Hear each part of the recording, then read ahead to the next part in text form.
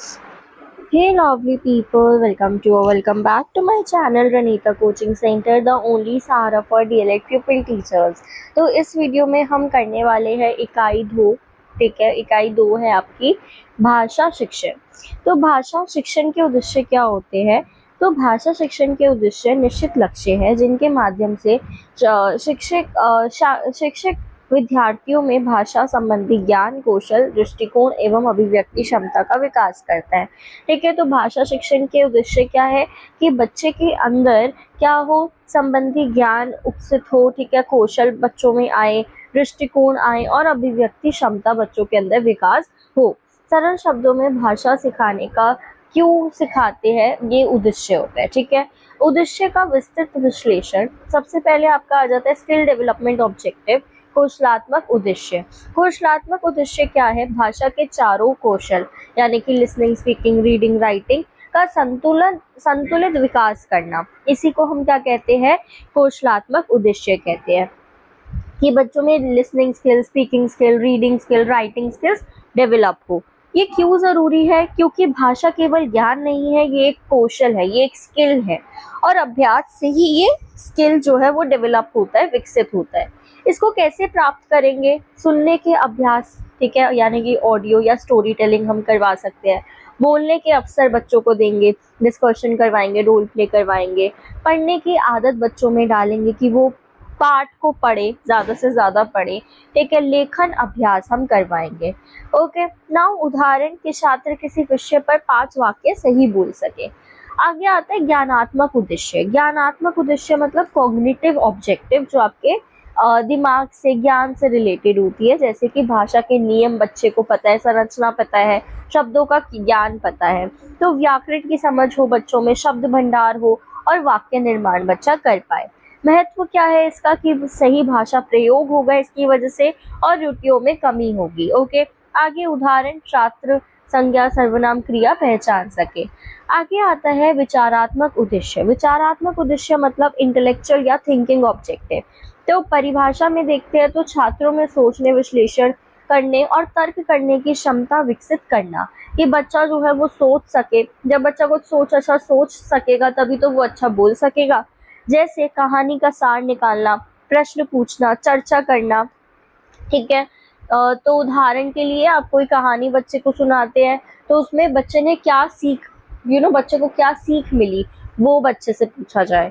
आगे आता है भावात्मक उद्देश्य यानी कि इफेक्टिव ऑब्जेक्टिव। छात्रों में भावनाएं, रुचि और संवेदनशील विकसित करना।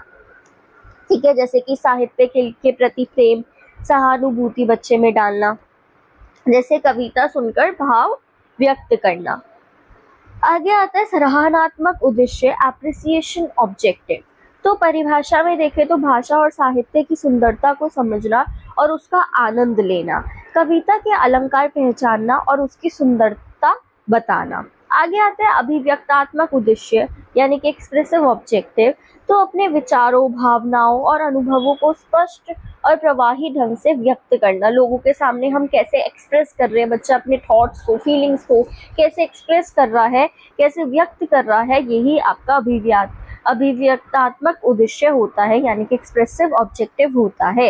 ये कैसे विकसित करेंगे बच्चों में? निबंध लेखन बच्चों को लिखवा सकते हैं, भाषण लिखवा सकते हैं, कहानी लिखवा सकते हैं।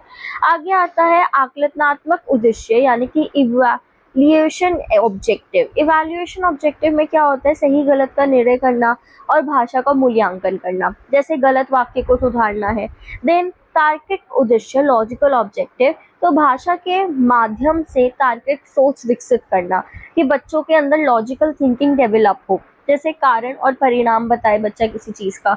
उसके बाद है तुलनात्मक उद्देश्य यानी कि कंपैरेटिव ऑब्जेक्टिव, जिसमें दो भाषाएं, शब्द या वाक्यों की तुलना कर रहे हैं, जैसे हिंदी और अंग्रेजी शब्दों का अंतर। आगे स्वाध्यायात्मक उद्देश्य, सेल्फ लर्निंग ऑब्जेक्टिव, जिसमें बच्चा जो है वो स्वयं सीखता है, स्वयं सेल्फ लर्निंग करने की आदत डालता है। तो इसका क्या महत्व है कि ये जो बच्चा स्वयं सीखता है वो लाइफ लॉन्ग लर्निंग होती है और बच्चे को आत्मनिर्भर बनाती है। आगे देखते हैं भाषा कौशल। भाषा कौशल, लैंग्वेज स्किल। तो सबसे पहले लैंग्वेज स्किल में ये स्किल्स जो है ना, ये बहुत ही ज़्यादा इम्पोर्टेंट है, वेरी वेरी इम्पोर्टेंट। इनमें से कुछ ना कुछ तो कल के पेपर में आना ही आना है, तो स्किल्स को अच्छे से करके जाओगे। This video is only for your revision purpose. अगर आपको इसका पीडीएफ चाहिए तो आप हमारे टेलीग्राम चैनल को ज्वाइन कर सकते हैं, लिंक डिस्क्रिप्शन में मिल जाएगा। और इंस्टाग्राम को भी ज्वाइन कर लेना, फॉलो कर लेना, क्योंकि वहाँ पर रेगुलर अपडेट्स आपको मिलती है। और चैनल को अगर आपने अभी तक सब्सक्राइब नहीं करा है तो वो भी सबसे पहले चैनल को सब्सक्राइब करो और वीडियो को लाइक करना मत भूलना। अब देखो, श्रवण कौशल क्या होता है, आपका लिसनिंग स्किल्स। तो दूसरों द्वारा बोले गए शब्दों, वाक्यों और संदेशों को ध्यानपूर्वक सुनकर उनका सही अर्थ ग्रहण करने की क्षमता को ही हम श्रवण कौशल कहते हैं। कि जो सामने वाला बोल रहा है, अब मैं कुछ आपको बोल रही हूँ, आपको कुछ समझा रही हूँ, तो आप उसका कितना सही मतलब अपने जहन में डाल रहे हैं, ठीक है, उसका कितना सही अर्थ निकाल रहे हैं, अर्थ ग्रहण कर रहे हैं, यही क्या है, श्रवण कौशल कहलाता है। श्रवण की प्रक्रिया यानी कि प्रोसेस क्या है कि सबसे पहले ध्वनि सुनना, उसके बाद उस पर ध्यान देना, फिर उसका अर्थ समझना और फिर प्रतिक्रिया करना। इसकी इम्पोर्टेंस क्या है कि ये भाषा सीखने की शुरुआत श्रवण से ही होती है। जब बच्चा पैदा होता है तो बच्चा आवाज ही सुनता है, और वो आवाजें सुन के, ध्वनि सुन के ही बच्चा भाषा सीखता है। सही उच्चारण सीखने में ये मदद करता है और समझने की क्षमता को भी ये विकसित करता है। श्रवण के प्रकार क्या है, एक होता है सक्रिय श्रवण और एक होता है निष्क्रिय श्रवण। सक्रिय श्रवण मतलब एक्टिव लिसनिंग, ठीक है, और निष्क्रिय श्रवण मतलब पैसिव लिसनिंग। अच्छे श्रोता के क्या गुण होते हैं कि वो एकाग्रता होती है, उसमें धैर्य होता है, रुचि होती है, वो ध्यान से सुनता है बातें और अपनी प्रतिक्रिया भी देता है। आगे श्रवण शिक्षण की विधियां क्या है, जैसे कि कहानी सुनाना, ऑडियो या वीडियो दिखाना, निर्देश सुनकर कार्य करवाना। श्रवण दोष क्या होंगे कि श्रवण दोष क्या होता है कि जैसे टीचर, अगर हम क्लासरूम में भी देखें तो टीचर कुछ पढ़ा रही है तो बच्चे का ध्यान इधर उधर हो गया, तो ध्यान भटकना, तो वो अर्थ को सही तरीके से ग्रहण नहीं कर पाएगा। शब्द ना समझना, कोई शब्द ना समझना, ठीक है, या क्लास में शोर हो रहा है तो टीचर पढ़ा रही है तो शोर की वजह से वो समझ में ही नहीं आ रहा है और ध्यान भी भटके जा रहा है, तो ये श्रवण दोष होते हैं। कारण कि रुचि में कमी है, ठीक है, इंटरेस्ट नहीं है बच्चे का, वातावरण थोड़ा ऐसा है जिसमें शोर वोर हो रहा है, और भाषा ज्ञान बच्चे के अंदर कम है। रेमेडीज क्या होगी इसकी कि शांत वातावरण हो ताकि कोई भी डिस्टर्बेंस ना हो और शोर की वजह से कुछ ग्रहण करने की कोई कमी ना हो, सरल भाषा का इस्तेमाल हो, ठीक है, इजी लैंग्वेज का यूज हो और बार बार प्रैक्टिस करवाई जाए। मूल्यांकन कैसे करेंगे, बच्चों से प्रश्न पूछ सकते हैं या ये बोल सकते हैं कि इस चीज का सार बताओ, समरी बताओ। आगे आता है मौखिक अभिव्यक्ति कौशल, जो कि आपका होता है स्पीकिंग स्किल्स, ठीक है। तो अपने विचारों, भावनाओं और जानकारी को स्पष्ट, शुद्ध और प्रभावी रूप से बोलकर व्यक्त करने की क्षमता को मौखिक अभिव्यक्ति कहते हैं। तो मौखिक अभिव्यक्ति कौशल क्या होता है, जिसमें हम अपने विचारों को स्पष्ट कर रहे हैं, सामने वाले को बता रहे हैं, इसी को हम मौखिक अभिव्यक्ति कौशल कहते हैं। इसकी प्रक्रिया क्या होती है, सबसे पहले हमें कुछ विचार आता है, फिर हम सही शब्द चुनते हैं और फिर बोलकर अपने उन विचारों को व्यक्त करते हैं। इसकी महत्वता क्या है कि ये आत्मविश्वास बढ़ाता है, सामाजिक कौशल विकसित करता है। वक्ता के गुण क्या है कि स्पष्टता होनी चाहिए, ठीक है, आत्मविश्वास होना चाहिए, शुद्ध उच्चारण होना चाहिए और सही गति के साथ बोलना चाहिए। शिक्षण विधियां क्या हो सकती है, इनसे वाद विवाद करवा देंगे हम, डिबेट्स करवा देंगे, भूमिका निभाना या समूह चर्चा करवा सकते हैं। नेक्स्ट दोष क्या होंगे कि बीच में बोलते बोलते हकलाते हैं कुछ बच्चे, गलत उच्चारण कर देते हैं या डर होता है, कॉन्फिडेंस नहीं होता है। कारण क्या होता है कि या तो अभ्यास की कमी होती है या कॉन्फिडेंस की कमी होती है। उपचार क्या है कि बच्चों को हम अप्रिशिएट करें, प्रोत्साहन करें, छोटे छोटे बोलने के अवसर दें उनको। मूल्यांकन कैसे करेंगे, मौखिक परीक्षण और प्रस्तुति। नेक्स्ट आता है पठन कौशल। पठन कौशल क्या होता है, रीडिंग स्किल्स, जिसमें बच्चा पढ़ता है। तो लिखित भाषा को पढ़कर उसका अर्थ समझने की क्षमता को हम क्या कहते हैं, पठन कौशल कहते हैं। अब इसके पठन की प्रक्रिया क्या होती है, शब्द पहचान होना चाहिए, वाक्य की समझ होनी चाहिए और अर्थ ग्रहण आना चाहिए। पठन के प्रकार, मौन पठन, जिसमें चुपचाप हम जब पढ़ते हैं, मौन पठन जैसे क्लास में टीचर ने बोला रीडिंग करनी है सब बच्चों को, तो वो क्या है, मौन पठन होगा। उच्च स्वर पठन यानी कि जब तेज तेज पढ़ते हैं किसी को। गहन पठन यानी कि जो डिटेल रीडिंग होती है। सरसरी पठन यानी कि स्किमिंग जो ऊपर ऊपर से होती है।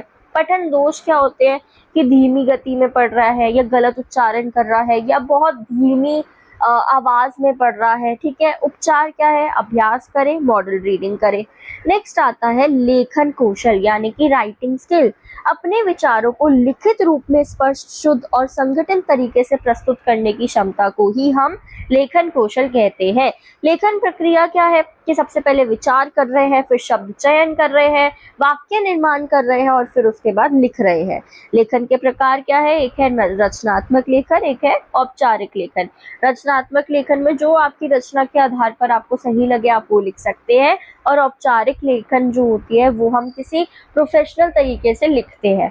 त्रुटियां क्या, गलतियां क्या होती है कि वर्तनी की गलती हो सकती है, या व्याकरण की गलती हो सकती है, स्पेलिंग्स की मिस्टेक हो सकती है।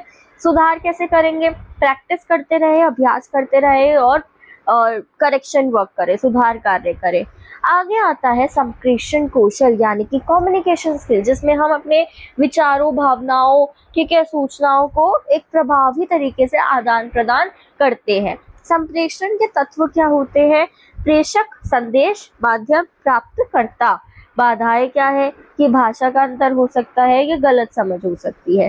धीमी गति से सीखने वाले छात्र, तो धीमी गति से सीखने वाले छात्र कौन से होते हैं, जो बाकी छात्रों, जो सामान्य छात्र हैं उनके तुलना में धीमी गति से, कम गति में, ठीक है, सीखते हैं। जब हम जिसका हमने पढ़ रखा है बाकी सब्जेक्ट में स्लो लर्नर्स। कारण क्या होता है, कोई भी कारण हो सकता है, मानसिक कारण, पारिवारिक कारण या शारीरिक कारण। पहचान हम कैसे करेंगे ऐसे बच्चों की कि वो बार बार भूल रहे हैं, या ध्यान की कमी है, कॉन्फिडेंस नहीं है। उपाय क्या है कि व्यक्तिगत ध्यान दें हम उनको, ठीक है, पर्सनलाइज्ड अटेंशन दें, सरल भाषा का इस्तेमाल करें और अतिरिक्त समय भी उनको दें। भाषा शिक्षण का उद्देश्य केवल भाषा सिखाना नहीं, बल्कि छात्रों में संपूर्ण व्यक्तित्व, सोचने की क्षमता और प्रभावी संप्रेषण कौशल विकसित करना है। एक सफल शिक्षक वही है जो सभी भाषा कौशलों का संतुलित विकास करता है और प्रत्येक छात्र की आवश्यकता के अनुसार शिक्षण करता है।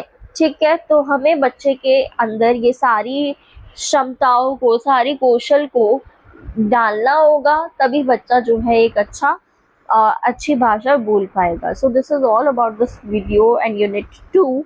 If you find this video helpful then please like, comment and subscribe the channel. आगे भी आपको बहुत कुछ मिलने वाला है, तो चैनल को सब्सक्राइब कर लेना। अब मैं आपसे मिलती हूँ नेक्स्ट वीडियो में, तब तक के लिए बाय बाय।